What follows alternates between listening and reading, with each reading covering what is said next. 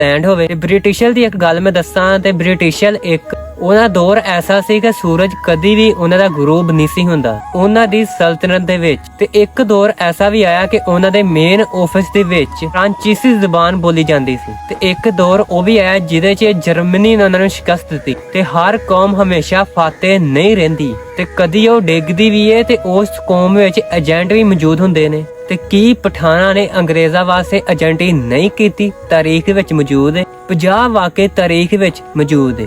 ਪੰਜਾਬੀ ਦੇ ਖਿਲਾਫ ਤੇ ਬਰਾਏ ਮਿਹਰਬਾਨੀ ਅਚਕ ਸਾਹਿਬ ਤੁਸੀਂ ਆਪਣੀ ਫਾਤਿਹਾ ਕਰੋ। ਆਪਣਾ ਜੋ ਵੀ ਨਜ਼ਰੀਆ ਉਹਨੂੰ ਫੈਲਾਓ, ਆਪਣੀ ਕੌਮ ਦੀ ਹਿਫਾਜ਼ਤ ਕਰੋ ਕਿਉਂਕਿ ਕੌਮ ਦੇ ਨਾਲ ਹੀ ਮੁਲਕ ਤਰੱਕੀ ਕਰਦਾ। ਤੇ ਬਰਾਏ ਮਿਹਰਬਾਨੀ ਝੂਠੀ ਤੇ ਮੁਨਾਫਕ ਤਾਰੀਖ ਦੇ ਨਾਲ ਸਾਨੂੰ ਪੰਜਾਬੀ ਨੂੰ ਗੰਦਾ ਕਰਨ ਦੀ ਕੋਸ਼ਿਸ਼ ਨਾ ਕਰੋ।